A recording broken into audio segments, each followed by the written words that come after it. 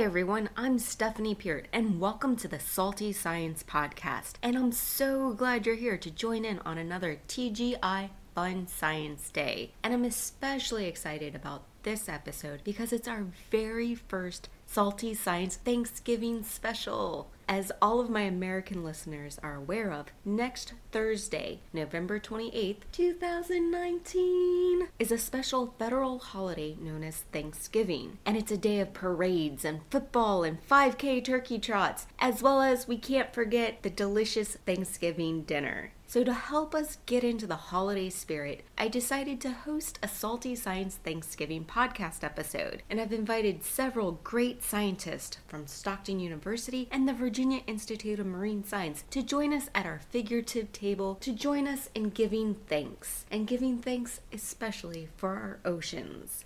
Okay, so I know that some of my listeners may be aware of the different controversies surrounding Thanksgiving, especially when it comes to the Pilgrims and the Indians. But I personally love Thanksgiving, and here's why. Not only do I love watching the parades on TV and participating in 5K races, as well as spending time with friends and family while enjoying the delicious flavors of a Thanksgiving dinner, but I love the story of the tenacious and pioneering woman who is responsible for establishing Thanksgiving as a federal holiday in the United States. And that woman was Sarah Josepha Hale. Hale was an American writer and editor in the 1800s who wrote volumes of biographies, cookbooks, novels, poetry, and editorials, and is also the creator of that famous nursery rhyme, "Mary Had a Little Lamb." But in 1846, Sarah Josepha Hale began her campaign to have Thanksgiving declared as a national holiday. And talk about perseverance. Hale wrote letter after letter to 5 different presidents at the time, and she had to wait 17 years before her proposal was finally accepted by Abraham Lincoln when in 1863 he declared Thanksgiving a national holiday. And so I find her story of perseverance and determination to be very encouraging. But Hale was also onto something that may have been well ahead of her time. Recent studies have found that setting aside time to show our gratitude or to give thanks is actually great for our health and mental well-being. Dr. Robert A. Emmons, a psychology professor at the University of California, Davis, has discovered that showing gratitude provides both psychological and physiological benefits such as boosting our health. According to his research, grateful people have less depression, less stress, lower blood pressure, more energy, and greater optimism. So see, setting aside time to give thanks is totally worth it. Alright, so now let's get to the good stuff and start getting healthy. So in preparing for this episode, I contacted several of my friends and colleagues in marine science to ask them why they are personally thankful for the ocean. And I was totally amazed at how excited they were to share with us. So let's hear what they have to say. Okay, so to start, here's a voice clip sent to me from Ariel Petchel from Stockton University in New Jersey, sharing why she's thankful for the ocean. One reason I'm thankful for our oceans is because they have plankton in them, which provide 50% of the oxygen we breathe. I'm also thankful for the oceans because they have lots of cool viruses, which cycle nutrients throughout the food web and do lots of other crazy stuff. Next, here are some responses of several great scientists from the Virginia Institute of Marine Science of William & Mary in Virginia. And we'll start out with Derek Detweiler sharing why he is thankful for the ocean. I am thankful for the ocean, not just for its beauty and diversity of organisms, but also because it regulates our climate and allows us to live here in the first place. And some of the scientists were not able to send a voice clip, so they wrote me emails instead, and here's what they have to say. Kristen Boshin said, "For me, I'm thankful for the ocean for all of the memories it's given me. Whether it's a beach day with my family, a trip to the aquarium, ocean sunsets, kayak trips, or just looking at it from a window." And Michelle Woods wrote in saying, "I'm thankful for the ocean because of all the beautiful and amazing animals and because it's so calming." And Kathy Longmire wrote in, "I'm thankful for the ocean because it's a world so different from our own. It will never cease to captivate us and stretch our imagination to its limits." And Caitlin O'Brien wrote in saying, I'm thankful for the ocean for all the inspiration it brings, from something as simple as inspiring me to pursue my career path, to giving inspiration to some of our most successful inventions like airplanes and submarines. The ocean brings up so much intrigue that there is something for everyone to find fascinating, and that is pretty amazing to me. And Abby Golder said, I'm thankful for the ocean because it does so much for us, including sequestering about 25% of anthropogenic carbon emissions. And Amanda Guthrie wrote in saying, the ocean has been a source of calm for me, and I am forever thankful. The crashing waves in Southern California were a soundtrack throughout my childhood, but the ocean has taught me so much more. Once I began diving, I realized breathing underwater evokes and requires a zen-like calmness. Things might go wrong, but panicking will only make the situation worse. For example, the seal to my underwater camera broke while I was 60 feet below the surface, and I shrugged it off. There was nothing I could do underwater, and the damage had already occurred. The ocean teaches me to live in the moment, embrace what is in front of you, and breathe. Thank you, ocean, for all of your wonderful life lessons you have and will teach me.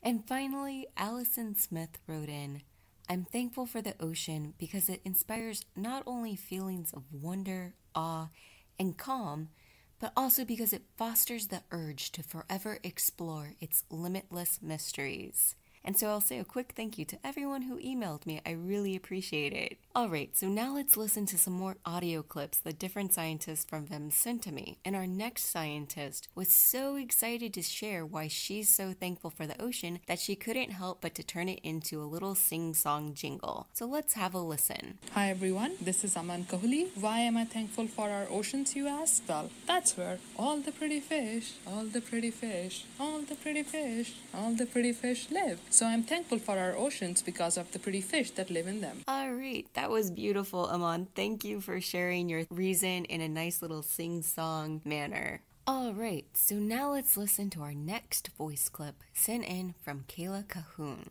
I'm thankful for the oceans for so many reasons.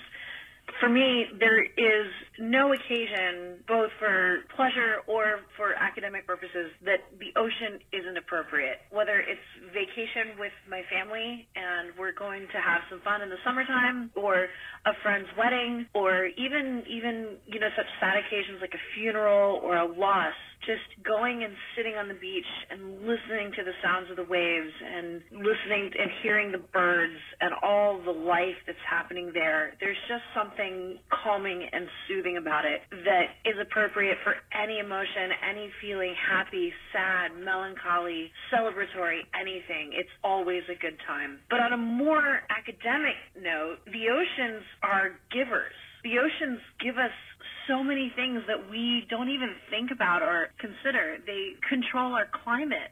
They give us food and even shelter in some cases when they carve out caves or cliffs or things like that. They create these habitats and these environments that exist only in these incredibly unique places that allow us as humans to live our lives in addition to the millions of other organisms in this world. I absolutely love the ocean.